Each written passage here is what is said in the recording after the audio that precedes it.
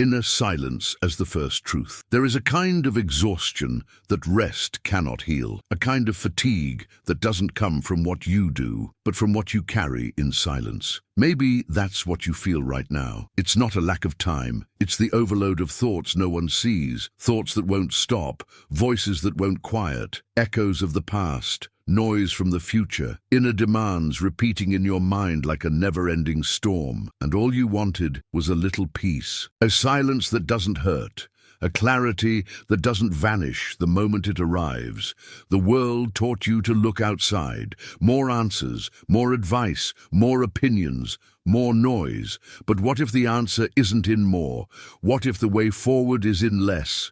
Fewer voices, fewer urgencies, less need to understand everything now, because maybe the clarity you're searching for isn't an answer. It's a state of stillness, of presence, of inner listening, of courage to stop and feel. Seneca already knew this when he wrote, "It's not that we have little time, but more that we waste much of it. We lose time trying to fix the world, when what we lack is the ability to calm our gaze. It's not the world that's in disarray. It's our focus that is scattered, our emotions spilling everywhere without filters, without pause, without direction. Life distracts us with what screams, but wisdom lives in what whispers." Epictetus said, "It's not what happens to you, but how you react to it that matters." And maybe this is the first foundation of clarity, realizing that control was never outside. True power begins when you stop fighting the wind and start observing how it moves your sails. When you understand that you don't need to control the waves, you just need to learn to calm your inner waters. The mind is like a lake. When it's muddy, nothing is clear. The more you try to understand in the midst of confusion, the more confusing everything feels. Stoicism doesn't give you new waters. It teaches you how to calm the waves, how to breathe in the midst of chaos, how to return to yourself, how to look again, and realize that maybe, just maybe, what looked like an abyss was only the shadow of your own depth. So, before we move on, breathe, feel your body, notice where you disconnected from yourself. Feel where the pain is asking for presence, not escape. Inner silence isn't the absence of thought, it's presence without noise. It's the first truth before any teaching, the ground before the structure, the pause before the word. It's what remains when everything you thought you needed goes quiet. It's from this silence that we begin, because only those who honor the void can truly be filled. Foundation 1. Discern what you truly control. There are pains that don't come from what happened, but from what you try to stop from happening. Living with the urge to control everything is like trying to hold water in your hands. The tighter you grip, the faster it slips away. And maybe that's what's draining your peace. Not the situations themselves, but your endless attempt to stop pain from touching you. The effort to keep everything predictable, safe, intact. But life never promised control. It promised movement. There's a false spirituality that hides behind control, a secret desire to manipulate the winds in the name of faith. But faith isn't the opposite of fear. Faith is the courage to flow. Epictetus whispered this centuries ago. Some things are up to us, and some things are not. Knowing the difference, that's the beginning of emotional freedom. Neuroscience shows that the addiction to predictability activates the dopamine circuit. Our brain likes what is certain, repeated, and non-threatening. But that doesn't bring peace. It brings a false sense of safety. And when something escapes your control and your internal world collapses, maybe what was standing was already unstable inside. When you find yourself obsessively seeking answers, trying to predict every step, every outcome, maybe what you're really seeking isn't clarity. Maybe it's avoidance. Avoiding the responsibility of being present with all that you feel. Avoiding the emptiness that rises when control slips. Avoiding surrender. Imagine someone trying to blow the wind in another direction, desperately.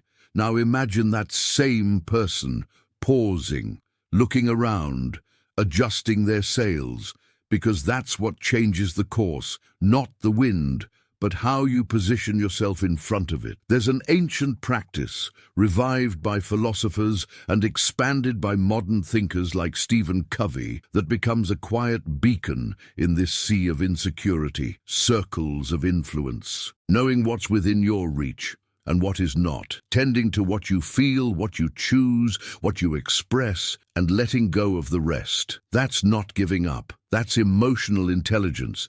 That's vibrational presence. True strength doesn't come from trying to control everything. It comes from knowing where to place your energy, because you can't change the wind, but you can change your direction, and that changes everything. Foundation 2, virtue as an emotional compass. Often what we call happiness is just a momentary relief, and what we label as failure is just a lack of alignment with what truly matters. There's a quiet confusion between what brings pleasure and what brings peace, between what feels good and what sustains you. The soul doesn't find balance in chasing fleeting sensations. The soul anchors when it aligns with integrity. Seneca said, "The highest good is moral integrity." But we live in an era where integrity seems less urgent than approval.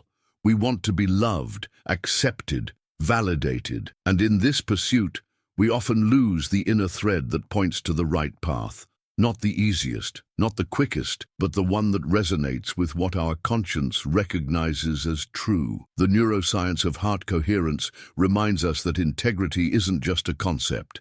It's a vibration. When your decisions align with your deepest values, your body relaxes, your heart stabilizes, your mind clears, because there's no conflict between what you do and who you are. Virtue is that silent compass pointing inward to what keeps you whole, even when the world asks you to fragment. And maybe you've already felt this, when you chose the honest path, even if it was lonely, when you refused shortcuts that would distance you from yourself, when you said no to something that looked good, but vibrated wrong. These moments aren't small, they are sacred. Your soul keeps them like guiding stars. What if you looked at your past decisions, not for what worked or failed, but for how much they resonated with your truth? What if your compass were moral, not emotional? Because feelings fluctuate, but virtue remains. It's the point of balance in chaos, the invisible anchor when everything feels uncertain. It's not about being perfect, it's about being whole. Think of a compass. It doesn't point outward, it points to the north, to your inner axis. And when everything seems unclear, maybe what you need isn't another answer, but enough silence to hear what your compass is trying to show you. Foundation 3, Amor Fati, passionate acceptance of the inevitable. Some pain doesn't come from what happened. It comes from your resistance to what already is. The fight against something that can't be undone. The grip on something that has already slipped away. Resisting the inevitable doesn't change fate. It only prolongs your suffering. And maybe you're stuck there, trying to reverse what has passed, trying to dodge what has arrived. Ryan Holiday wrote, "The obstacle is the way," but to someone who's hurting, that can sound cruel. How could pain be the path? How can what breaks you be what guides you? The truth is, it's not about loving the pain. It's about no longer fighting the message it brings, because the more you resist, the more your body screams. Cortisol rises, tension builds, and the soul, which only longed for space to breathe, shuts down even further. But what if what happened was exactly what needed to happen to redirect you? What if what you called an end was simply a curve? Amor Fati isn't resignation. It's love for what is. It's looking at what came and choosing to dance with it instead of fleeing. It's embracing the storm without letting it drown you. Accepting the rain doesn't change the weather, but it frees you from the weight of the umbrella. It lets you walk lighter, soaked maybe, but lighter, because the heaviest part isn't what happens, it's the resistance to what already is. And sometimes all that's missing is to stop asking why and start asking what now. Foundation 4, Memento Mori, remembering death as an act of presence. We live as if we have infinite time, as if there will always be another day, as if life is willing to wait, but it isn't. It slips away in silence for those who delay, for those who live on autopilot, for those who think someday is enough. Seneca once said, "Life is long if you know how to use it, But if you're always running from death, you're also running from life. Memento Mori is not about fear. It's about presence. It's about remembering each day that time is sacred, that every second matters, that every look could be the last, that intensity isn't about volume, but about the truth with which you live each moment. Existential psychology shows that those who contemplate death live more intentionally, with more depth, more devotion, because they know they have no guarantees, and that doesn't paralyze them. It awakens them. It makes them see beauty where there used to be only urgency. It makes them grateful for warm coffee, for a sunset, for the silence between two words. Ending your day with a ritual of gratitude may seem simple, but it's profound. Because when you give thanks for what was lived, you honor what might have been forgotten. You turn the ordinary into sacred time. And maybe that's what the candle symbolizes. A flame that whispers, life is burning, and every second is a spark that will never be repeated. Foundation 5. Mastery of self, true freedom. Many believe that freedom means doing whatever you want, but is that really freedom or disguised captivity? Because often following every impulse is what enslaves you. It's what drags you down. It's what keeps you chained to reactions that no longer represent who you are. Marcus Aurelius said, "You have power over your mind," and that changes everything, because what liberates you isn't the absence of limits. It's the presence of direction. When you realize you don't have to act on every urge, that you can pause, breathe, feel, choose again. Neuroscience shows us that most impulses last about 90 seconds. If you can hold space during that time, the desire dissolves, the impulse fades, and your deeper self steps forward. Picture a wild horse. It is power, it is movement, but if it runs without control, it gets lost. If it runs with direction, it flies. Self-mastery isn't repression, it's redirection. It's saying, I see the impulse, but I choose the path. It's in that quiet choice, almost invisible to others, that everything changes, and you feel it, and that is enough. Foundation 6.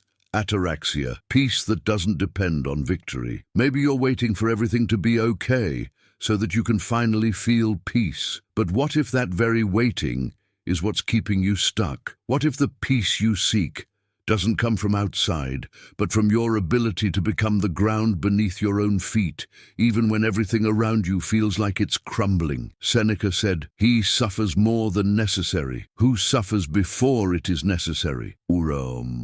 And how many times have you suffered in advance? How many times have you created entire stories in your mind, stories that never happened, just because anxiety screamed louder than your presence? Science shows that inner serenity is deeply tied to heart rate variability.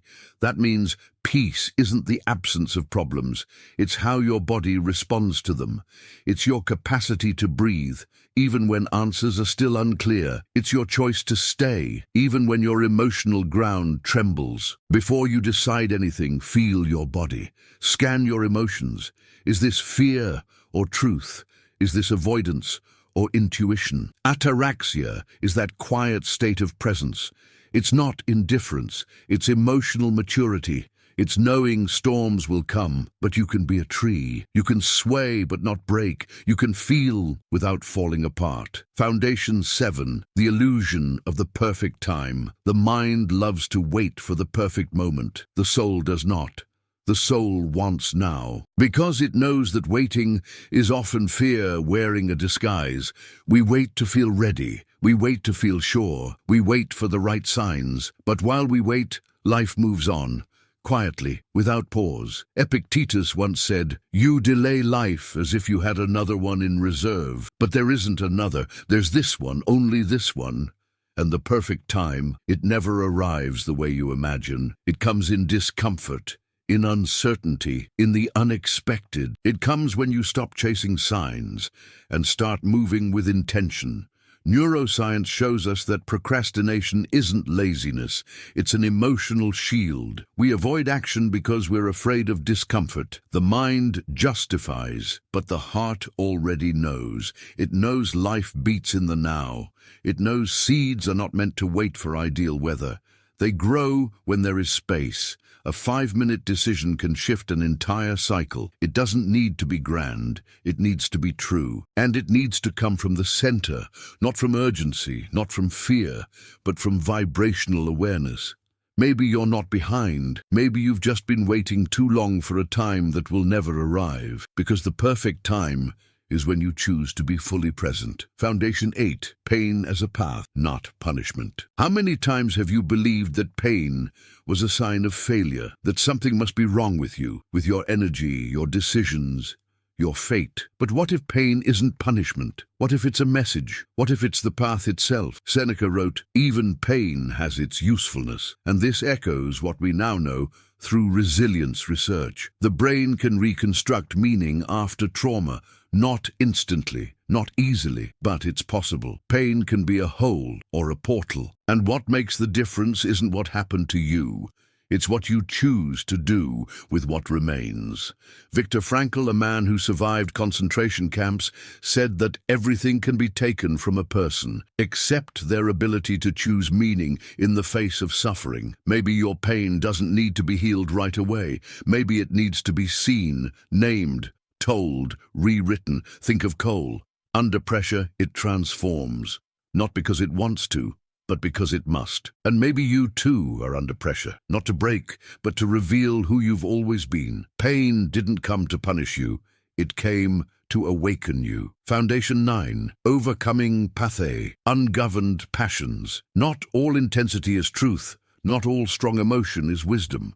Sometimes what screams inside you is not your intuition. It's your wound, your craving, your emotional memory, trying to relive what was never resolved. The Stoics called pathe the emotional states that hijack us, the passions that pull us out of ourselves. Neuroscience tells us that this happens when the limbic system, the emotional brain, takes control. It's not weakness, it's biology, but it doesn't have to be your fate. When a wave of emotion hits, pause and ask, what am I feeling? What am I fearing? What am I avoiding? This layered self-inquiry is like a lantern in the dark. It gives you back the steering wheel. It reminds you that you can feel without drowning. Imagine a river. It can flood and destroy, or it can flow within its banks and bring life. What makes the difference is containment, awareness, presence. Emotion is not the enemy, but without containment, it becomes a prison. Foundation 10.